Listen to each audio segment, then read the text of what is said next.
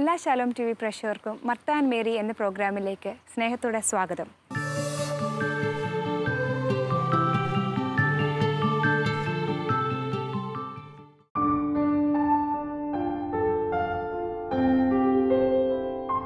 വചനപ്രഘോഷണ മേഖലയിൽ തൻ്റേതായ ഇടം കണ്ടെത്തിയ ഒരു സമർപ്പിതയാണ് Medical Sisters of Saint Joseph സന്യാസിനി സഭാംഗമായ സിസ്റ്റർ ജർമൈൻ MSJ.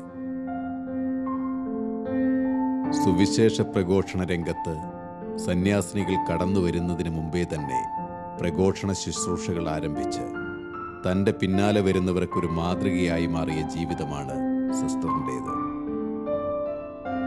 ആശുപത്രിയിലെ സേവന മേഖലയിൽ നിന്നും ആത്മീയ ഉപദേശങ്ങൾ നൽകുന്ന ഒരു വഴികാട്ടിയായി സിസ്റ്ററിൻ്റെ ജീവിതത്തെ ദൈവം രൂപാന്തരപ്പെടുത്തി.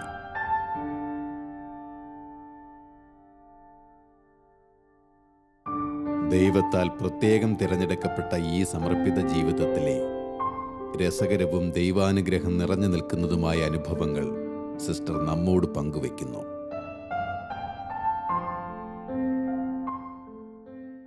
പ്രമുഖ വചന പ്രഘോഷകയും സ്പിരിച്വൽ ഗൈഡുമായ സിസ്റ്റർ ജർമൈൻ MSJ ആണ് ഇന്ന് നമ്മോടൊപ്പം ഉള്ളത്. സിസ്റ്ററിനെ ഈ പ്രോഗ്രാമിലേക്ക് ഹൃദയപൂർവ്വം സ്വാഗതം ചെയ്യുന്നു. സിസ്റ്ററിൻ്റെ കുടുംബത്തെക്കുറിച്ചും കുടുംബാന്തരീക്ഷത്തെക്കുറിച്ചും കുടുംബത്തിലുള്ള അംഗങ്ങളെക്കുറിച്ചും ഒക്കെ ഒന്ന് പറയാമോ? എൻ്റെ വീട് കോതമംഗലത്താണ്. എൻ്റെ വീട്ടിൽ അപ്പൻ, അമ്മ, ഞങ്ങൾ 7 മക്കൾ. അവരിൽ 2 സഹോദരന്മാർ മരിച്ചുപോയി പെട്ടെന്ന്. ഇപ്പോൾ ഒരാങ്ങളയുണ്ട്, 3 അനുജത്തിമാരുണ്ട്. സിസ്റ്ററിൻ്റെ അപ്പച്ചൻ്റെ അമ്മച്ചിയുടെയും പേരും? അപ്പച്ചൻ്റെ പേര് ജോർജ്, അമ്മച്ചിയുടെ പേര് അന്നക്കുട്ടി. സിസ്റ്ററിൻ്റെ മഠത്തിൽ വരും മുമ്പത്തെ പേരെന്തായിരുന്നു? എന്നെ സ്കൂളിൽ വിളിച്ചിരുന്ന പേര് ലീലാമ്മ. എൻ്റെ മാമദിസ പേര് എലിസബത്ത് റീത്ത. ഓക്കെ. സിസ്റ്ററിൻ്റെ വീട് അപ്പോൾ കോതമംഗലം തന്നെയാണ്? കോതമംഗലം. വീട്ടുപേര്? പാലത്തിങ്കൽ. ഓക്കെ. സിസ്റ്ററിൻ്റെ സ്കൂളിങ്ങും ഒക്കെ എവിടെയായിരുന്നു? കോതമംഗലത്ത് തന്നെ സെൻറ്റ് അഗസ്റ്റിൻസ് ഗേൾസ് ഹൈസ്കൂളുണ്ട്, അവിടെയാണ് ഞാൻ പഠിച്ചത്. ഓക്കെ. അപ്പോൾ വീട്ടിലെ പ്രാർത്ഥനാന്തരീക്ഷം എങ്ങനെയായിരുന്നു? വീട്ടിൽ അപ്പച്ചനും അമ്മച്ചിയും പ്രാർത്ഥനയുടെ കാര്യത്തിൽ വളരെ നിഷ്ഠയുള്ളവരായിരുന്നു. കുരിശുമണി പള്ളിയിലടിക്കുമ്പോൾ ഉടനെ അമ്മച്ചി എല്ലാവരെയും വിളിച്ചു. എല്ലാവരും കൈയും കാലും മുഖമൊക്കെ കഴുകി കുന്തിരിക്കം പുകച്ച് മുട്ടുകുത്തി പ്രാർത്ഥിക്കണമെന്നുള്ളതും ഒരു വലിയ നിർബന്ധമായിരുന്നു. ചിലപ്പോഴൊക്കെ പിള്ളേരല്ലേ പ്രാർത്ഥനയുടെ നേരത്തൊക്കെ ഉറക്കം തൂങ്ങിന്ന് വരും. അപ്പോൾ അപ്പച്ചൻ ചെയ്തിരുന്നത് വാതിലിൻ്റെ അടുത്ത് മുട്ടുകുത്തിക്കും ഉറങ്ങുന്നവരെ. എന്നിട്ട് ആ സാക്ഷി ഇങ്ങനെ വലിച്ചു വയ്ക്കും നമ്മുടെ മുമ്പിലേക്ക്. അപ്പോൾ ഉറങ്ങുമ്പോൾ ഒക്കെ തല ചെന്ന് ഈ സാക്ഷിയിലിടിക്കും. അപ്പം തന്നെ കണ്ണു തുറക്കും. അങ്ങനെ ഒന്നിച്ച് പ്രാർത്ഥിക്കണം, അതും ഭംഗിയായി പ്രാർത്ഥിക്കണമെന്ന് എൻ്റെ അപ്പച്ചന് വലിയ നിർബന്ധമായിരുന്നു. ഏതെങ്കിലും ഒരു ദിവസം അപ്പച്ചന് പ്രാർത്ഥനയുടെ നേരത്തെ എത്താൻ പറ്റാതെ വന്നാൽ അറിയിക്കും. അപ്പം ഞങ്ങൾ ബാക്കി കാര്യങ്ങളൊക്കെ മുറ പോലെ നടത്തി കിടന്നുറങ്ങിയിട്ട് 5 മണിക്ക് അലാം വെച്ച് അപ്പച്ചൻ ഞങ്ങളെല്ലാം എഴുന്നേൽപ്പിച്ച് ഒന്നിച്ചിരുന്ന് ഞങ്ങൾ ജപമാല ചൊല്ലും. എല്ലാ ദിവസവും പ്രാർത്ഥന ഒരുമിച്ചും നന്നായിട്ടും നടത്തണമെന്ന് അവർക്ക് വളരെ നിർബന്ധമായി. രാവിലെ വിളിച്ചെഴുന്നേൽപ്പിച്ച് കുർബാനയ്ക്ക് വിടും. പള്ളി അടുത്തായിരുന്നത് കൊണ്ട് എല്ലാവരും കൂടെ പോകും. സിസ്റ്ററിന്റെ വീട്ടിൽ വേറെ ആരെങ്കിലും വൈദികരായിട്ടോ അല്ലെങ്കിൽ സന്യസ്തരായിട്ടോ മറ്റോ ഉണ്ടോ? എനിക്ക് 3 ആങ്ങളമാരാണ് എൻ്റെ തൊട്ട് താഴെ. ഒരു അനുജത്തിക്ക് വേണ്ടി ഞാൻ ഒരുപാട് കൊതിച്ചു. അങ്ങനെ ഒരു ടീച്ചർ പറഞ്ഞു തന്നതനുസരിച്ച് 1 കൊല്ലം മാതാവിനോട് എൻ്റെ ക്ലാസ്സിൽ പഠിക്കുന്ന എല്ലാ പിള്ളേരും കൂടെ വൈകുന്നേരം ഗ്രോട്ടോയുടെ മുമ്പിൽ ചെന്ന് പ്രാർത്ഥിക്കും, ഇവക്കൊരു അനുജത്തിയെ കൊടുക്കണമെന്ന്. അങ്ങനെ ആ വർഷാവസാനത്തിൽ എനിക്കൊരു അനുജത്തി ഉണ്ടായി. അവൾ എൻ്റെ കൂടെ മഠത്തിലുണ്ട്. ഞങ്ങളുടെ മഠത്തിൽ തന്നെ ഫാർമസി പാസ്സായി വടക്കേ ഇന്ത്യയിൽ മിഷണറി ആയിട്ട് ജോലി ചെയ്യുന്നു. പിന്നെ 2 അനുജത്തിമാർ ഞാൻ നേഴ്സിംഗ് പഠിക്കുമ്പോൾ എനിക്ക് കിട്ടി. സിസ്റ്ററിന്റെ സ്കൂൾ ജീവിതം ഇവിടെ കോതമംഗലത്ത് തന്നെയായിരുന്നു. അപ്പോൾ ഇതിനെക്കുറിച്ച് നമുക്ക് കൂടുതൽ സിസ്റ്റർ സ്കൂളിൽ എങ്ങനെയായിരുന്നു, പഠനകാലത്ത് എങ്ങനെയായിരുന്നു എന്നൊക്കെ ഒന്ന് അറിയാം. എൻ്റെ ഒരു ചിന്ത, ഈ ഒറ്റ മോളായിട്ട് ജനിച്ചു കഴിഞ്ഞാൽ അല്ലെങ്കിൽ ഒറ്റ മോനായിട്ട് ഒറ്റപ്പുരാടങ്ങൾ എപ്പോഴും ഭയങ്കര തല്ലിപ്പൊളികളായിരിക്കുന്ന. കാരണം അവരെന്ത് ആഗ്രഹിച്ചാലും നടത്തി കൊടുക്കാൻ ആളുണ്ട്. എനിക്ക് വേണ്ടി എൻ്റെ അപ്പച്ചനും അമ്മച്ചിയും ഒത്തിരി നാൾ പ്രാർത്ഥിച്ചു ഒരു പെങ്കൊച്ചിനെ തരണേന്ന്. അങ്ങനെ കിട്ടിയതായതുകൊണ്ട് ഒരുപാട് ലാളിച്ചും ഓമനിച്ചൊക്കെ വളർത്തി. അപ്പോൾ താഴെയുള്ളതുങ്ങളൊക്കെ അതിൻ്റേതായ ബുദ്ധിമുട്ട് അനുഭവിച്ചിട്ടുണ്ട്. അപ്പോൾ സ്കൂളിൽ പഠിക്കുമ്പോൾ എനിക്ക് ദൈവം നല്ല ബുദ്ധി തന്നിരുന്നു. അത് ഞാനൊന്നും ചെയ്ത് കിട്ടിയതല്ല, ദൈവം തന്നതാണ്. അതുകൊണ്ട് പഠിക്കുന്ന കാര്യത്തിൽ എനിക്ക് വേറെ പ്രശ്നമൊന്നുമില്ല. ക്ലാസ്സിൽ മിക്കവാറും ഫസ്റ്റായിരിക്കും. പക്ഷേ കുസൃതിയുടെ കാര്യത്തിൽ എൻ്റെ ഹെഡ് മിസ്ട്രസ് ഞങ്ങളുടെ സ്കൂളിൽ എന്തെങ്കിലും ഒരു കുഴപ്പം ഉണ്ടായെന്ന് കേട്ടാൽ ആദ്യം എൻ്റെ പേര് വിളിക്കും. ആ കുട്ടിയോട് ഇങ്ങോട്ട് വരാൻ പറ, അവളറിയാതെ ഇവിടെ വേറെ ഒരു കുഴപ്പം ഉണ്ടാവില്ല. അങ്ങനെയായിരുന്നു അവരുടെ ഒരു ധാരണ. അപ്പോൾ 9ാം ക്ലാസ്സിൽ പഠിക്കുമ്പോഴാണ് വിമോചന സമരം എന്ന് പറഞ്ഞ് പ്രായമായവർക്കൊക്കെ അറിയാം. അങ്ങനെ സമരം വന്നു. ഞങ്ങൾക്ക് 3 ഹൈസ്കൂളുകളുണ്ട് കോതമംഗലത്ത്. 3 ഹൈസ്കൂളിലെ ടീച്ചേഴ്സും കൂടെ ഒരുമിച്ചൊരു തീരുമാനമെടുത്തു, ഹൈസ്കൂൾ സ്റ്റുഡൻസ് ഒന്നും സമരത്തിന് ഇറങ്ങണ്ട. ഞങ്ങൾക്കത് വലിയ സങ്കടമായി. എന്താ സമരം എന്നൊന്നും അന്ന് അറിയില്ല. കാരണം പിള്ളേർ സ്വന്തമായിട്ട് സമരമൊന്നും അങ്ങനെ നടത്തില്ല. എന്നാലും അതൊരു രസമുള്ള കാര്യം, ആ ക്ലാസ് ഇല്ലാത്ത അവസ്ഥയെന്നൊക്കെ ഞങ്ങൾക്കറിയാം. അപ്പം അത് നഷ്ടപ്പെട്ടു പോയല്ലോ എന്ന് പിള്ളേർക്കൊക്കെ ഒരു കുണ്ഠിതം. അപ്പോൾ എനിക്ക് തോന്നി അങ്ങനെ വിട്ടാൽ പറ്റില്ല. ആരും പറയാതെ തന്നെ ഞാൻ എല്ലാ ക്ലാസ്സിൽ കൂടെയും ടീച്ചർമാരറിയാതെ ചെന്ന് പിള്ളേരോട് ഞാൻ പറഞ്ഞു, മക്കളെ നാളെ ഇന്ന സമയത്ത് ഞങ്ങൾ മുദ്രാവാക്യം വിളിച്ച് ഇവിടെ ഇറങ്ങും. അപ്പോൾ അങ്ങനെ ഈ 3 സ്കൂളിലെയും കുട്ടികളെ വിവരം അറിയിച്ചു. എന്നിട്ട് പറഞ്ഞ നേരത്ത് ഞങ്ങൾ ഇറങ്ങുവാണ്. ഹാജരൊക്കെ എടുത്തു കഴിഞ്ഞത് നടുമുറ്റത്തേക്ക് ഇറങ്ങി മുദ്രാവാക്യം വിളിക്കാൻ തുടങ്ങിയപ്പോൾ കാണാം എല്ലാ ക്ലാസ്സിലെയും കുട്ടികൾ ഇങ്ങനെ വരിയായിട്ട് ഇറങ്ങി വരിക.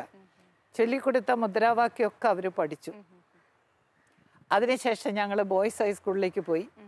പിള്ളേരോട് പറഞ്ഞിരുന്നു, ക്ലാസ്സിൽ കയറരുത്, പ്ലേ ഗ്രൗണ്ടിൽ തന്നെ വട്ടം കറങ്ങി മുദ്രാവാക്യം വിളിച്ചോളണം.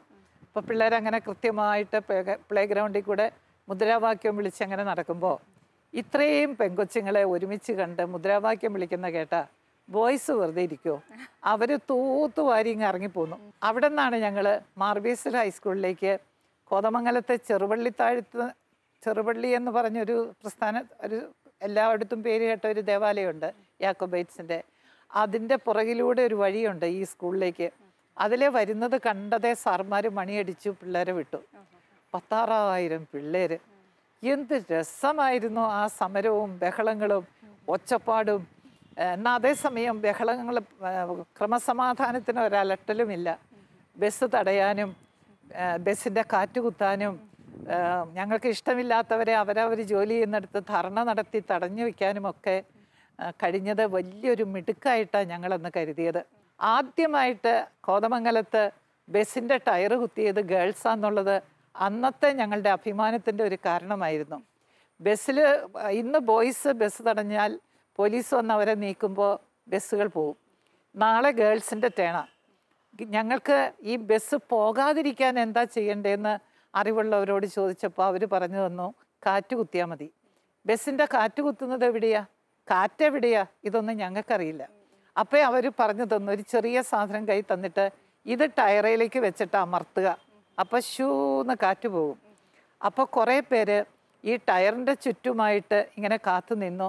അവരെന്തൊക്കെയോ സ്വരങ്ങൾ വെച്ചു, മുദ്രാവാക്യം വിളിച്ചു. കാരണം കാറ്റ് പോകുമ്പോൾ മറ്റുള്ളവർ കേൾക്കരുത്. അങ്ങനെ ബസ്സുകൾ പലതും പണിമുടക്കി. ഞങ്ങളെ അറസ്റ്റ് ചെയ്ത് പോലീസ് സ്റ്റേഷനിൽ കൊണ്ടിരുത്തും. അവിടെ ഇരുന്ന് കഴിയുമ്പോൾ ഡ്രൈവർമാർ ഞങ്ങൾ അവിടെ ഇരുന്ന് ഭയങ്കര ചിരി. ഉടനെ പോലീസ് ചോദിക്കും, നിങ്ങളെന്താ പിള്ളേരെ ഇങ്ങനെ ചിരിക്കണേ? ഞങ്ങൾ ചിരിക്കുന്നത് എന്താണെന്ന് അവരോട് പറഞ്ഞില്ല. പക്ഷെ ചിരിച്ചതിന് കാരണം തലേ ദിവസം ബോയ്സിനെ ഇങ്ങനെ കുത്തിയിരുന്നപ്പോൾ അറസ്റ്റ് ചെയ്ത് മാറ്റിയപ്പോൾ ബസ് പോയി. ഞങ്ങളെയും അറസ്റ്റ് ചെയ്ത് മാറ്റി കഴിഞ്ഞപ്പോൾ തലേ ദിവസത്തെ അനുഭവം വെച്ച് ഡ്രൈവർ ചാടിക്കേറിയിരുന്ന് ഇതിൻ്റെ ടയറെല്ലാം ഫ്ലാറ്റാണെന്നുള്ള വിവരം അറിയാതെ ബസ് അങ്ങോട്ട് എടുക്കുമ്പോൾ ഒരു ബസ്സിനും ചലനമില്ല. അപ്പോൾ അയാളുടെ മുഖം പോകുന്നത് എങ്ങനെയാണെന്നുള്ള ഓർമ്മയിലാണ് ഞങ്ങളീ പൊട്ടിച്ചിരിക്കുന്നത്. അങ്ങനെ സമരങ്ങളും ബഹളങ്ങളും ഒക്കെ ആയിട്ട് ഞങ്ങളുടെ ആ കാലത്ത് തന്നെ ആ സമരം പിൻവലിക്കുന്നതും ഗവൺമെൻറ് ചേഞ്ച് ചെയ്യുന്നതും ഒക്കെ കാണാൻ ഞങ്ങൾക്ക് സാധിച്ചു. അങ്ങനെ ഒരു നല്ല പേരോടുകൂടെ സമരത്തിൽ വിജയിച്ച് 10ാം ക്ലാസ് പാസ്സായി, അതും ഏറ്റവും നല്ല മാർക്കോടുകൂടെ പാസ്സായി ഇറങ്ങിയ ഒരു കാലമായിരുന്നു പഠനകാലം. അപ്പോൾ ആ സമരത്തിൽ പങ്കെടുത്തത് കൊണ്ട് വീട്ടുകാർക്കൊക്കെ എങ്ങനെയായിരുന്നു? അവരുടെ വീട്ടുകാരെല്ലാം സമരത്തിലായിരുന്നു. അതുകൊണ്ട് അവർക്കതിൽ വിരോധമില്ല. പക്ഷെ പിള്ളേര് പഠിക്കണം എന്നൊരു ചിന്തയായിരുന്നു അന്നത്തേത്. പിന്നീട് ഈ MSJ സന്യാസ സമൂഹത്തിലേക്ക് വരാനിടയായ കാര്യങ്ങൾ എങ്ങനെയായിരുന്നു? MSJ സന്യാസ സമൂഹത്തെക്കുറിച്ചോ ഒരു സന്യാസ സമൂഹത്തെക്കുറിച്ചോ എനിക്കങ്ങനെ വലിയ പ്രതിപത്തിയുടെ ചിന്തയോ അവിടെ ചേർന്ന അങ്ങനെ സിസ്റ്റർ ആകണമെന്നൊരു ചിന്തയൊന്നും അക്കാലത്തില്ലായിരുന്നു എൻ്റെ മനസ്സിൽ. 9ാം ക്ലാസ്സിലെ സമരം അതിൻ്റെ 9ാം ക്ലാസ് അവസാനമായപ്പോഴേക്കും തീർന്നു. പക്ഷേ 10ാം ക്ലാസ്സിലേക്ക് വന്നപ്പോൾ എനിക്ക് കുറച്ചുകൂടി കാര്യങ്ങൾ ഗ്രഹിക്കാനുള്ള ഒരു കഴിവായെന്നാണ് എനിക്ക് തോന്നുന്നത്. അപ്പോൾ ഞാൻ ചിന്തിച്ചു 10ാം ക്ലാസ്സിൽ വന്നു കഴിഞ്ഞപ്പോൾ എൻ്റെ ദൈവമേ, ഈ 9ലെ സമരത്തിന് നടന്നപ്പോൾ എന്നെപ്പറ്റി എല്ലാവർക്കും വളരെ നല്ല അഭിപ്രായമാണ്. ഞാനൊരു ക്രിമിനൽ കേസിൽ ചെന്ന് പെടുമായിരുന്നു. ഒരു ഗവൺമെൻറ് എഡിഷൻ പുസ്തകം ആ വാശിയുടെ നാളുകളിൽ എവിടെയോ കത്തിച്ചതായിട്ട് പത്രത്തിൽ വന്നു. എന്നാൽ ശരി, നമുക്കും കത്തിക്കണം. അതിനകത്ത് എന്തുണ്ടായത് കൊണ്ടാണ് കത്തിച്ചാവെന്ന് ഞങ്ങൾക്കറിയത്തില്ല. ആ പുസ്തകവുമായിട്ടാണ് പിറ്റേ ദിവസം സമരത്തിന് വരുന്നത്. കുട്ടികളെല്ലാം കൂടെ ഒരുമിച്ച് കൂടി. എന്നിട്ട് ഞാൻ 2 സ്റ്റൂള് കൂട്ടിക്കെട്ടിയത് മേലേക്ക് ചാടി കയറി നിന്നു. പുസ്തകം കയ്യിലെടുത്തു. അതിലെന്താണ് നമുക്ക് കേടുവരുത്തുന്നത് അതൊന്നും എനിക്കറിയില്ല. ഈ പുസ്തകം ഞങ്ങളുടെ ദൈവവിശ്വാസം നശിപ്പിക്കുന്നതായതുകൊണ്ട് ഇത് ഞങ്ങൾ കത്തിക്കും എന്ന് പറയുമ്പോൾ ചുറ്റോട് ചുറ്റും നിൽക്കുന്ന മക്കളെല്ലാം കൂടെ കൂവി വിളിക്കും, കത്തിക്കും, ഇപ്പം തന്നെ കത്തിക്കും, ഇപ്പം തന്നെ കത്തിക്കും. അങ്ങനെ തീപ്പെട്ടിക്കൊള്ളി ഒരച്ച് ഒരുത്തം മണ്ണെണ്ണ ഒഴിച്ച പുസ്തകത്തിലേക്ക് ഇങ്ങനെ വെക്കലും പോലീസ് കയ്യാമവുമായിട്ട് മുമ്പിൽ. അപ്പോൾ എനിക്ക് മനസ്സിലായി, കൈ കൂട്ടിപ്പിടിച്ചാൽ ഇവർ കയ്യാമ ഇടും. കയ്യാമ ഇട്ടാൽ പിന്നെ അനങ്ങാൻ പറ്റില്ല. അങ്ങനെ വരുമ്പോൾ പിന്നെ എനിക്ക് എൻ്റെ സ്വാതന്ത്ര്യം പോകും. പിന്നെ ഇവരെന്താ ചെയ്യണമെന്ന് ആർക്കറിയാം. അതുകൊണ്ട് കൈ എത്ര അകത്തി പിടിക്കാമോ അത്രയും ഞാൻ അകത്തി പിടിച്ചു. അവർ ഭീഷണിയുടെ പല വാക്കുകളും പറഞ്ഞു. കൈ കുട്ടിപ്പിടിക്കുക കുട്ടി, ഞങ്ങൾ അങ്ങനെ ചെയ്യും ഇങ്ങനെ ചെയ്യും. ഇപ്പം ഞാൻ മനസ്സിൽ പറഞ്ഞു, മനസ്സിലിരിക്കട്ടെ അതൊക്കെ. അങ്ങനെ നിൽക്കുമ്പോൾ ബോയ്സ് എന്നെ രക്ഷിക്കാൻ വേണ്ടി അവർ പരസ്പരം ഗൂഢാലോചന നടത്തുക. അവസാനം അവർ പോലീസിൻ്റെ അടുത്ത് വന്നിട്ട് പറഞ്ഞു, സാറേ നിങ്ങൾ അറസ്റ്റ് ചെയ്തോ, എങ്ങോട്ടാന്ന് വെച്ചാൽ കൊണ്ടോക്കോ. അപ്പോൾ അവർ പറഞ്ഞേക്കുന്നത് ക്രിമിനൽ കുറ്റമാണ്, അതുകൊണ്ട് വിസ്താരവും കഴിഞ്ഞ് ശിക്ഷയും കഴിഞ്ഞിട്ടേ പുറത്തിറക്കുള്ളൂ. ശരി, അതൊക്കെ ചെയ്തോ. പക്ഷേ ഒരു കാര്യം, തൊട്ടു പോകരുത്. 14 വയസ്സുള്ളൊരു കുട്ടിയായത്. നിങ്ങളെങ്ങാൻ തൊട്ടിട്ടുണ്ടെങ്കിൽ ഇവിടെ എന്താ സംഭവിക്കണേന്ന് പറയാൻ പറ്റില്ല. അതുകൊണ്ട് വനിതാ പോലീസ് വരട്ടെ. അപ്പോൾ വനിതാ പോലീസ് നമ്മുടെ നാട്ടിലില്ല. ബോംബെയിലോ ഡൽഹിയിലോ വല്ല സാമ്പിളോ 1 2 ഒക്കെ കാണും. അതിനെ ഒരു പെങ്കൊച്ചിനെ അറസ്റ്റ് ചെയ്യാൻ വേണ്ടി കൊണ്ടുവരാൻ പറ്റുമോ? അതുകൊണ്ട് പോലീസ് ഇത്തിരി ആലോചിച്ചിട്ട് അങ്ങോട്ട് തിരിഞ്ഞിട്ട് വളരെ ഗാംഭീര്യമായിട്ട് പറഞ്ഞു, ഞങ്ങൾ നിങ്ങളെ പിന്നെ കണ്ടോളാം. ഉടനെ നമ്മുടെ 6000 പിള്ളേർ ഒരുമിച്ച് അപ്പുറത്തേക്ക് നോക്കി പോലീസിൻ്റെ നേരെ നോക്കിയിട്ട് പറഞ്ഞു, ഞങ്ങളും കണ്ടോളാം. അങ്ങനെ ഞങ്ങൾ അന്ന് പിരിഞ്ഞു. അപ്പോഴും എനിക്ക് ഈ ക്രിമിനൽ കേസിൻ്റെ ഗൗരവത്തെക്കുറിച്ച് അറിയത്തില്ല.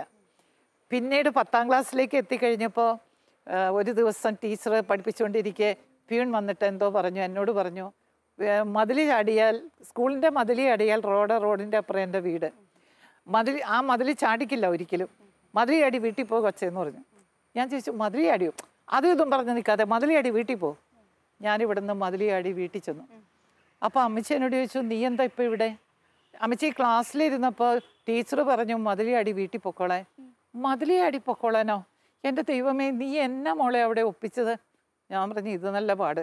ക്ലാസ്സിലിരിക്കുമ്പോൾ പറയും മതിൽ ചാടി വീട്ടിൽ പൊക്കോ, വീട്ടിൽ വരുമ്പോൾ പറയും വീട്ടിൽ വരുമ്പോൾ അമ്മച്ചിയുടെ കരച്ചിൽ എന്ന് പറഞ്ഞിരിക്കുമ്പോൾ പ്യൂൺ അപ്പുറം വന്നു, മോളെ ഇങ്ങോട്ട് ചാടിക്കോ. അപ്പം അമ്മച്ചി ചോദിച്ചു, എന്തിയേ? അറസ്റ്റ് വാറണ്ട്, 2ാമത്തെ അറസ്റ്റ് വാറണ്ടാണ്. ഞാൻ ക്ലാസ്സിലേക്ക് തിരിച്ചു ചെല്ലുമ്പോൾ എൻ്റെ കൂട്ടുകാരൊക്കെ സമരം ചെയ്തവരാണെന്ന് ഓർക്കണം. അവർ പറഞ്ഞു, എടി നീ പോയത് നന്നായിടി, ആ കൃത്യനേരത്തെ പോലീസ് വന്നു, ഞങ്ങൾക്കറിയായിരുന്നു പോലീസാന്ന്, മഫ്തിയിലാണ് വന്നേ. എന്നിട്ട് അവർ ചോദിച്ചു, ഈ കുട്ടി എന്തിനു ചോദിച്ചു. 10ലല്ലേ അന്നേരം ഞങ്ങൾ. അപ്പോൾ അവർ പറഞ്ഞു, സാറേ ആ കുട്ടിയെ നോക്കാൻ ഞങ്ങൾക്ക് നേരമില്ല, ഇത് പഠിച്ചെങ്കിലേ പബ്ലിക് പരീക്ഷയാണ്, ഞങ്ങൾക്ക് പരീക്ഷയ്ക്ക് ജയിക്കണം. ആ കുട്ടി ചിലപ്പോൾ ഇരിക്കും ചിലപ്പോൾ പോകും, ഇപ്പം എവിടെയാ അറിയില്ല സാറേ, സാറ് തന്നെ അന്വേഷിക്കുക. അങ്ങനെ അവരെ വീട്ടിലേക്കുള്ള വഴിയെ വിട്ടേക്കുക. നേരായ റോട്ടിൽ കൂടെ ഒരു 5 മിനിറ്റ് നടക്കണം. എൻ്റെ അമ്മച്ചിക്ക് ഏത് പാർട്ടും അഭിനയിക്കാൻ അറിയാം. അമ്മച്ചി ചെല്ലുമ്പോൾ വലിയ തിരക്ക്. പോലീസ് ചോദിക്കും, നിങ്ങളുടെ മകളെന്തേ? സ്കൂളിൽ പോയി. എന്നിട്ട് അവിടെ ഇല്ലല്ലോ. എൻ്റെ കൊച്ചു സ്കൂളിലില്ലേ? ഉടനെ അമ്മച്ചി തല കറങ്ങി ദാ വീഴുന്നു. അമ്മച്ചി തന്നെയുള്ള വീട്ടിൽ കയറി വന്ന് പോലീസ് അമ്മച്ചിയെ താഴെ വീഴ്ചാൽ നാട്ടുകാരെല്ലാം ഓടിക്കൂടും. പിന്നെ അവരൊരു ചായയൊക്കെ വാങ്ങിച്ചു കൊടുത്ത് അങ്ങനെ സമാധാനിപ്പിച്ചു. പിന്നെ എന്ത് സംഭവിച്ചു എനിക്കിപ്പോഴും അറിയില്ല. കാരണം അപ്പച്ചൻ അറിഞ്ഞു, അവരെല്ലാം കൂടി കേസ് രജിസ്റ്റർ ചെയ്തില്ല, അത് പോയി. ഞാനിത് പറയാൻ കാരണം, പിന്നീട് ഞാൻ മനസ്സിലാക്കി, മടത്തിച്ചേരാൻ വരുന്ന അച്ഛനാകാൻ പോകുന്ന ഒരു കുട്ടിയുടെ മേൽ ഒരു ക്രിമിനൽ കേസ് രജിസ്റ്റർ ചെയ്തിട്ടുണ്ടെങ്കിൽ ആ ഒരൊറ്റ കാരണത്താൽ അയാളെ അച്ഛനാകാൻ എടുക്കില്ല, സിസ്റ്റർ ആകാൻ എടുക്കില്ല. അപ്പോൾ അന്നേ ദൈവം തൻ്റെ പരിപാലനയുടെ കൈകൾ നീട്ടി എന്നെ സംരക്ഷിച്ചത് കൊണ്ടാണ് ഞാൻ തന്നെ വരുത്തി വെച്ച ആ കേസ് തേഞ്ഞു മാഞ്ഞു പോയത്. അപ്പോൾ 10ാം ക്ലാസ്സിൽ വന്നു കഴിഞ്ഞപ്പോൾ എനിക്ക് തോന്നി 9ാം ക്ലാസ്സിൽ ചെയ്തതൊക്കെ കുറേ മോശമായിപ്പോയി. പ്രത്യേകിച്ച് ബസ്സുകളൊക്കെ തടഞ്ഞിടുക, കാറ്റുകുത്തുക. ഇന്നത്തെ പോലെ അല്ലല്ലോ അന്ന്. ഒരു ബസ് നന്നാക്കി എടുക്കണമെങ്കിൽ മാസങ്ങൾ എടുക്കും. അതുപോലെ വേറൊരു ബസ് പകരം കിട്ടുക എന്നുള്ളത് എളുപ്പമൊന്നുമല്ല. ആകെ വളരെ കുറച്ച് ബസ്സുകളേ ഉള്ളൂ.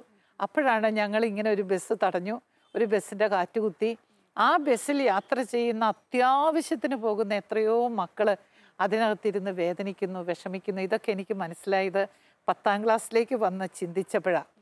ഞാൻ എൻ്റെ വീട്ടിലും സ്കൂളിലും പറഞ്ഞിരുന്നൊരു കാര്യമുണ്ട്. നിങ്ങൾക്ക് എന്തെങ്കിലും എന്നെ കൊണ്ട് ചെയ്യിക്കണോ? ചെയ്യരുത് മോളെ എന്ന് പറ. നിങ്ങൾക്ക് എന്തെങ്കിലും എന്നെ ഞാൻ ചെയ്യാതിരിക്കണമെന്നുണ്ടോ? ചെയ്യൂ മോളെ എന്ന് പറ. എങ്കിലേ ഞാൻ അതുപോലെ ചെയ്യുള്ളൂ. അതുകൊണ്ട് എന്നോട് ആരെങ്കിലും പറയുകയാണ് മോളെ നീ മടത്തിപ്പോന്ന് പറഞ്ഞിരുന്നെങ്കിൽ ആയുസ്സിൽ ഞാൻ പോകില്ലെന്ന് എൻ്റെ വിചാരം. ഇത് ഞാൻ തന്നെ അങ്ങ് തീരുമാനിച്ചു. ഇതിന് പരിഹാരം ചെയ്യണം. ഇത്രയും മനുഷ്യരെ ഞാൻ വേദനിപ്പിച്ചില്ലേ, സങ്കടപ്പെടുത്തിയില്ലേ, ബുദ്ധിമുട്ട് വരുത്തിയില്ലേ? എനിക്കതിന് പരിഹാരം ചെയ്യണം. അതുവരെ ഞാൻ ആഗ്രഹിച്ചിരുന്നത് ഒരു എൻജിനീയർ ആകാനാണ്. കാരണം എനിക്ക് ഫസ്റ്റ് ഗ്രൂപ്പ്, അന്ന് ഞങ്ങൾക്ക് ഹൈസ്കൂളിൽ ഓപ്ഷണൽ സിസ്റ്റം ഉണ്ട്. അപ്പോൾ ഫസ്റ്റ് ഗ്രൂപ്പ് എനിക്ക് നല്ല എളുപ്പമാണ്, നല്ല മാർക്കും കിട്ടും. അന്ന് ഞാൻ എൻ്റെ അപ്പച്ചനോട് പറഞ്ഞു, അപ്പച്ച എനിക്ക് എൻജിനീയറിംഗ് ഒന്നും വേണ്ട, എനിക്ക് നേഴ്സായാൽ മതി. ഞാൻ നോക്കിയപ്പോൾ ഒരു നേഴ്സിനെ പോലെ മറ്റുള്ളവർക്ക് നന്മ ചെയ്യാനും അവരെ ശുശ്രൂഷിക്കാനും അവരോട് താല്പര്യപൂർവ്വം പെരുമാറാനും ഇതിലും നല്ല വേറൊരു വേദി ഇല്ലെന്ന് എനിക്ക് തോന്നി. അതുകൊണ്ട് മരണം വരെ എനിക്കൊരു നല്ല നേഴ്സായി ജോലി ചെയ്ത് എൻ്റെ ആളുകളെ സ്നേഹിക്കണം. എന്തിന്?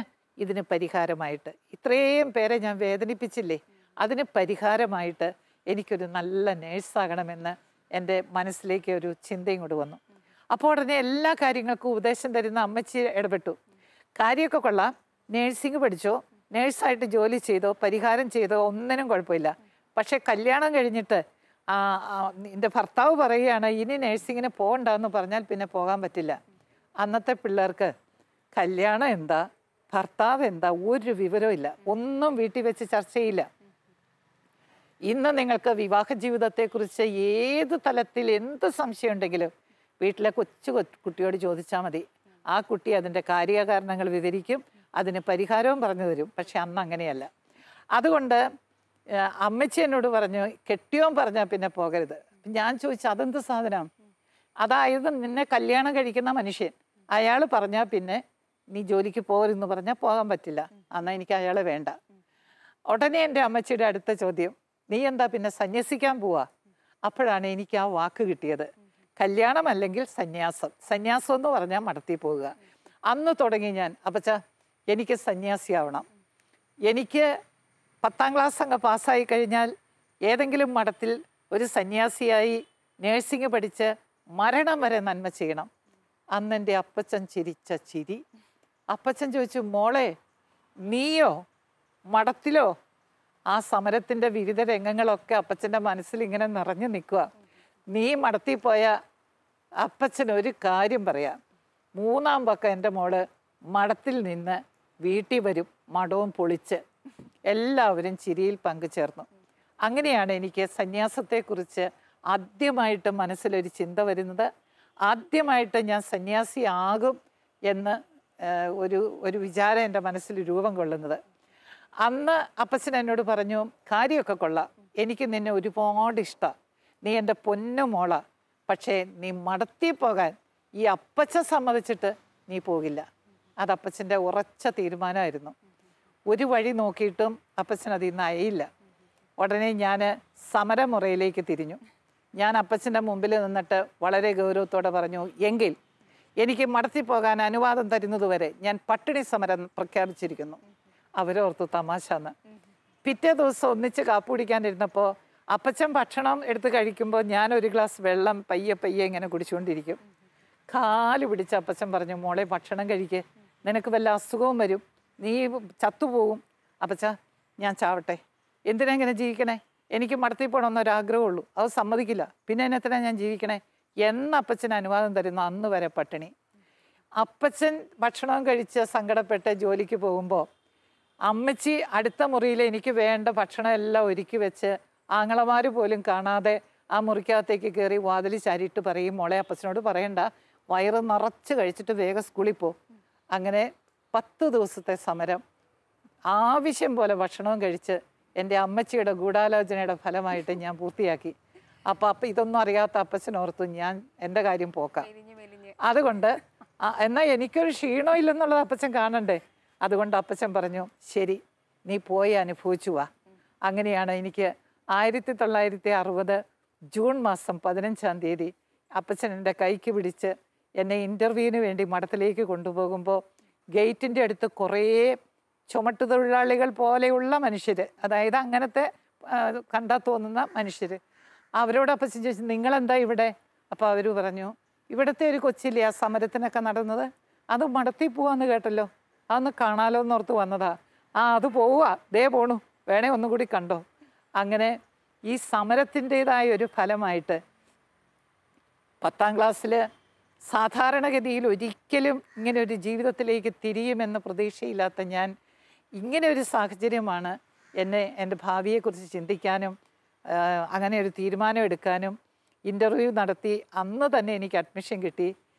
ചെല്ലേണ്ട ഡേറ്റൊക്കെ പറഞ്ഞ് അങ്ങനെ ഒരു സിസ്റ്റർ ആകാനുള്ള ആദ്യ ഒരുക്കം എനിക്ക് കിട്ടിയത് ഈ സ്കൂൾ കാലത്ത് ഈ സമരത്തിൻ്റെ ഫലമായിട്ടാണ്. അതിലിന്നും എനിക്ക് സന്തോഷമുണ്ട്. MSJ എന്ന സന്യാസ സമൂഹത്തിൽ ചേരാനിടയായ കാരണം എന്തായിരുന്നു? ഞാൻ കോൺവെൻറ്റിലേക്ക് പോരുമ്പോൾ എനിക്ക് MSJയെ കുറിച്ച് കൂടുതലൊന്നും അറിയില്ല. നേഴ്സിംഗ് മാത്രമുള്ള ഒരു കോൺഗ്രിഗേഷൻ, അത്രേ എനിക്കറിയാമുള്ളൂ. അപ്പോൾ എൻ്റെ ഒരു ചിന്ത, അവിടെ ചെന്ന് ചേരാമെങ്കിൽ വേറൊന്നിനും വിടൂല്ലല്ലോ, അല്ലെങ്കിൽ പല സ്ഥലത്തേക്ക് തിരിച്ചു വിടാം. അപ്പം ഇത് നേഴ്സിംഗ് മാത്രമുള്ളത് കൊണ്ട് ഇവിടെ ചേർന്ന എന്തായാലും നേഴ്സിങ്ങിന് തന്നെ ഇവർ വിടും. ആ ഒരൊറ്റ ചിന്ത കൊണ്ടാണ് ഞാൻ ഈ അന്നുള്ളതിൽ നേഴ്സിംഗ് മാത്രമായിട്ട് നിൽക്കുന്ന MSJ തിരഞ്ഞെടുക്കാനായിട്ട് കാരണം. സിസ്റ്ററിൻ്റെ പേരിന് കാരണഭൂതയായ സെയിൻറ്റ് ജെർമൈനെ കുറിച്ചൊന്ന് പറയാമോ? സെയിൻറ്റ് ജെർമൈനെ കുറിച്ച് അന്ന് വരെ എനിക്ക് യാതൊരു അറിവുമില്ല. ഞങ്ങളുടെ ഡയറക്ടേഴ്സിനുള്ള ഒരു തമാശ, എവിടുന്ന് പേരുകൾ കിട്ടിയാലും അച്ഛൻ അത് ആൽഫബറ്റിക് ഓർഡറിലാണ് ഇടുന്നത്. ഞങ്ങൾ 12 പേര്, ABCDEF അങ്ങനെ തുടങ്ങുന്ന പേരുകൾ ഞങ്ങൾക്ക് എല്ലാവർക്കും ആ അക്ഷരം വരത്തക്ക വിധമാണ് പേരുകൾ. അതിൽ G തുടങ്ങുന്നതാണ് ജെർമൈൻ. പേര് കിട്ടിക്കഴിഞ്ഞാൽ അന്ന് ഒരു വൈകുന്നേരമാണ് പേര് തരുന്നത്. ആ പേര് മരണം വരെ വിളിക്കുന്ന പേരാണെന്ന് ഞങ്ങൾക്കറിയാം. അപ്പോൾ ആ പേര് കിട്ടിക്കഴിഞ്ഞാൽ പിന്നെ ആരോടും അതേപ്പറ്റി പറയാൻ മേല. പിറ്റേ ദിവസം കുർബാന കഴിയുമ്പോൾ ഞങ്ങളെ ആൾത്താരുടെ മുമ്പിലേക്ക് മുട്ടുകുത്തിച്ചിട്ട് ആ കിട്ടിയ കടലാസ്, അത് നറുക്കിട്ടാണ് എടുക്കുന്നത്, ആ കിട്ടിയ കടലാസ് അച്ഛൻ വാങ്ങിച്ച് ഓരോരുത്തരുടെ അടുക്ക നിന്നിട്ട് പറയും, till this day you are called Elizabeth, hereafter you will be called Germaine. അപ്പോഴാണ് സമൂഹവും പുറമേന്ന് കുർബാനയ്ക്ക് വരുന്ന ആളുകളും പേരറിയുന്നത്. ഞാൻ ഈ പേര് കിട്ടി കിടക്കാനായിട്ട് ചെന്ന് അവിടെ ഇരുന്നിട്ട് ഞാൻ നോക്കി ജെർമൈൻ. അത് പല പ്രാവശ്യം നോക്കിയിട്ടും ഇതാണോ പെണ്ണോ എന്ന് എനിക്ക് മനസ്സിലാവുന്നില്ല. ഒപ്പം ഇങ്ങനൊരു വിശുദ്ധിയെ പറ്റി ഞാൻ കേട്ടിട്ടുമില്ല. ദൈവമേ, മരണം വരെ വിളിക്കുന്ന ഒരു പേര് ഇങ്ങനെ ആയിപ്പോയല്ലോ. അപ്പോൾ ഞങ്ങളുടെ ആ നാട്ടിൽ ഒരു ധർമ്മക്കാരനുണ്ട്, ഒത്ത പൊക്കോ ഒത്ത വണ്ണം, ജർമ്മൻ എന്നാണ് അയാളെ എല്ലാവരും വിളിക്കുന്നത്. അപ്പം ഞാൻ വിചാരിച്ചു ഇത് കേട്ട് കഴിയുമ്പോൾ ആളുകൾ ഓർക്കും ജർമ്മൻ എന്നുള്ളതിൻ്റെ സ്ത്രീലിംഗമാണ് ജെർമൈൻ. എനിക്ക് അതും കൂടി ഓർത്തപ്പം ഭയങ്കര സങ്കടം. രാത്രി ഉറങ്ങാനുള്ള സമയമായി കഴിഞ്ഞാൽ പിന്നെ ആർക്കും അച്ഛൻ്റെ അടുക്ക ഒരു കാര്യവും പറയാൻ പോകാൻ പാടില്ല. അതൊക്കെ കഴിഞ്ഞു. ഞാൻ ചെന്നു മുട്ടി. അച്ഛൻ ചോദിച്ചു, ആരാ? അച്ഛൻ ഞാനാ. എന്തു വേണം? എനിക്കൊരു കാര്യം ചോദിക്കണം. കുഞ്ഞെ നാളെ ചോദിച്ചാൽ പോരെ?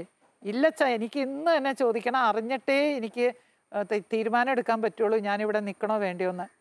ഉടനെ അച്ഛൻ എഴുന്നേറ്റ് വന്നു. എന്താ കുഞ്ഞെ? ഞാൻ ഈ കടലാസ് കാണിച്ചിട്ട് ചോദിച്ചു, അച്ഛാ ഇത് ആണാണോ പെണ്ണാണോ? ഒന്ന്, ഇതൊരു വിശുദ്ധിയാണോ? ഇത്ര അറിഞ്ഞാൽ മതി. അപ്പം അച്ഛനൊരു ചിരി ഇരിച്ചിട്ട് പറഞ്ഞു, നീ ഒരു വിശുദ്ധിയായാൽ വിശുദ്ധ ജെർമൈൻ ഉണ്ടാവും. അയ്യോ അച്ഛാ, അപ്പം ഇപ്പം ഇല്ല അല്ലേ? എനിക്കത് ഭയങ്കര സങ്കടമായി. എന്നാലും ഞാൻ വളരെ ധൈര്യമൊക്കെ പിടിച്ച് പിറ്റേ ദിവസം എൻ്റെ പേര് പള്ളിയിൽ വിളിച്ച് പറയാനുള്ള സമയമായി. 5 പേരുടെ കഴിഞ്ഞാൽ എൻ്റെ 6ാമത്തത്. 5 പേരുടെ പേര് പറഞ്ഞപ്പോഴും പള്ളിയിൽ ഒരനക്കം ഉണ്ടായില്ല. 6ാമത്തെ എൻ്റെ പേര് ജെർമൈൻ എന്നങ്ങ് പറഞ്ഞപ്പോൾ എനിക്ക് മനസ്സിൽ തോന്നിയത്, ഈ ഭക്ഷണം കിട്ടാതെ വലഞ്ഞിരിക്കുന്ന പന്നികൾക്ക് ഉച്ചഭക്ഷണം കൊണ്ട് ഇട്ട് കൊടുത്തു കഴിയുമ്പോൾ അതുങ്ങളുടെ ഒരു മുക്രായിടിയിലുണ്ട്, അതുപോലത്തെ ബഹളവും മുക്രയിടലും ആയിട്ട് ആളുകൾ ഉരുണ്ട് കിടന്ന് ചിരിക്കുക. എനിക്കാകെ പ്രയാസം. എന്നാലും ഞാൻ ഓർത്തു മരണം വരെ വിളിക്കേണ്ട പേരാ. അങ്ങനെ ഇപ്പം വിഷമിച്ചിട്ട് കാര്യമില്ല.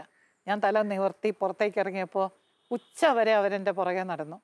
എടാ ജെർമൈൻ, എടാ ജർമ്മൻ, ജർമ്മൻ, ഇത് വിളിച്ച് വിളിച്ച് വിളിച്ച് എന്നെ കളിയാക്കി. ഉച്ചയ്ക്ക് ഞാൻ സ്വസ്ഥമായിരിക്കാൻ വേണ്ടി ലൈബ്രറിയിൽ ചെന്ന് പുസ്തകങ്ങൾ അത് തുറന്ന് എനിക്ക് വായിക്കാൻ എന്തെങ്കിലും ഒരു പുസ്തകം എടുത്തൊന്ന് സ്വസ്ഥമാകാനാ ഞാൻ ആദ്യം കയ്യിലെടുത്ത് നോക്കുന്ന പുസ്തകം. നിങ്ങൾക്ക് വിശ്വസിക്കാൻ പ്രയാസം തോന്നും. അതിൻ്റെ പേര് the life history of saint Germain.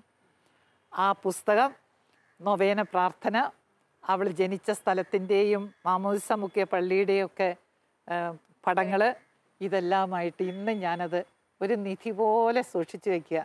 ആ സെക്കൻഡിൽ ഞാൻ അവളെ എൻ്റെ ചേച്ചിയായിട്ട് തിരഞ്ഞെടുത്തു. 22 വയസ്സിൽ ഇളയമ്മയുടെ പോരുകൊണ്ട് വിശുദ്ധിയായ ഒരു കൊച്ചു പുണ്യവതി ജെർമെയിൻ. അവളെ ഇന്നും അവളുടെ തിരുനാൾ വരുമ്പോൾ അതിന് മുമ്പ് എനിക്കൊരു വചനപ്രഘോഷണ ചാൻസ് കിട്ടിയാൽ അവളെപ്പറ്റി ഞാനൊരു ടോക്ക് പറയും. അത്രയും ഞാൻ സ്നേഹിക്കുന്നു. ആവശ്യങ്ങളിൽ എന്നെ അവൾ സഹായിക്കുന്നു. ഒരു ചേച്ചിയുടെ സ്നേഹവാത്സല്യങ്ങൾ അവളിൽ നിന്നാണ് എനിക്ക് കിട്ടുന്നത്. അതുകൊണ്ട് എനിക്ക് അവളെ വളരെ ഇഷ്ടമാണ്. സിസ്റ്ററിൻ്റെ നഴ്സിംഗ് പഠനത്തെ കുറിച്ചാണല്ലോ നമ്മൾ പറഞ്ഞത്. നഴ്സിങ്ങിന് പോകുന്ന MSJ സമൂഹത്തിൽ ചേർന്നു. പിന്നീട് നഴ്സിംഗ് ആ കാലഘട്ടം എങ്ങനെയായിരുന്നു, എവിടെയായിരുന്നു? ഞാൻ മടത്തി ചേർന്ന് വെസ്റ്റിഷ്യൻ കഴിഞ്ഞത് സെപ്റ്റംബറിൽ.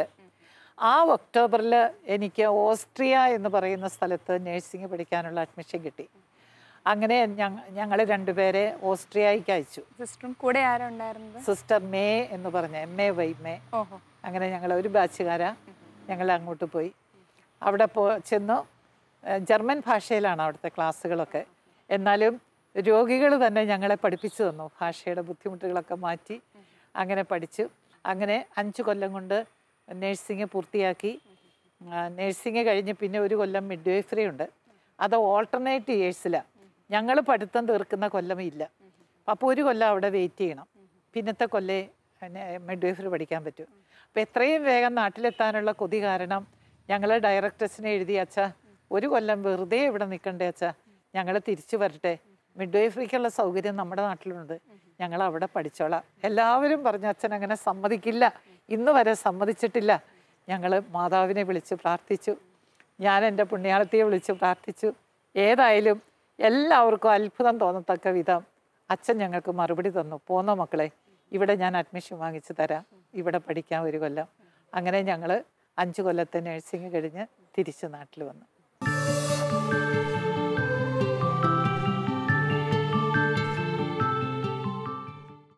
സിസ്റ്റർ ജെർമെയിനും ഞാനും ചെറിയ ക്ലാസ് തുടങ്ങി 10ാം ക്ലാസ് വരെ ഒരുമിച്ചാണ് പഠിച്ചിരുന്നത്. ക്ലാസ്സിൽ ഫസ്റ്റായിട്ട് പഠിക്കുമായിരുന്നു. കൂടാതെ ആടാനും പാടാനും ആക്ട് ചെയ്യാനും ഒക്കെ വളരെ മിടുക്കിയായിരുന്നു. എന്നും പള്ളിയിൽ പോവുകയും സൊഡാലിറ്റി, മിഷൻ ലീഗ് ഇതിലെല്ലാം ഭാഗഭാഗിത്വം ഉണ്ടായിരുന്നു. എടുത്തു പറയേണ്ട ഒരു ഗുണം പുള്ളിയുടെ നേതൃത്വവാസനയാണ്. എല്ലാവരെയും ഒരുമിച്ച് കൂട്ടി യോജിപ്പിച്ചു കൊണ്ടുപോകാനുള്ള ഒരു പ്രത്യേക കഴിവുണ്ടായിരുന്നു. സിസ്റ്റർ ജെർമെയിൻ ദൈവവിളി കിട്ടി മഠത്തിലേക്ക് വന്നതിന് ശേഷം നഴ്സിംഗ് പഠിക്കാൻ പോയി. അത് കഴിഞ്ഞ് വന്ന് ഹോസ്പിറ്റലിൽ ജോലി ചെയ്യുകയായിരുന്നു. അത് കഴിഞ്ഞ് വചനപ്രഘോഷണ രംഗത്തേക്ക് വന്നപ്പോൾ കൂടുതൽ ആത്മാക്കളെ രക്ഷിക്കുന്നതിനുള്ള ഒരു വേദി ഒരുങ്ങി കിട്ടി.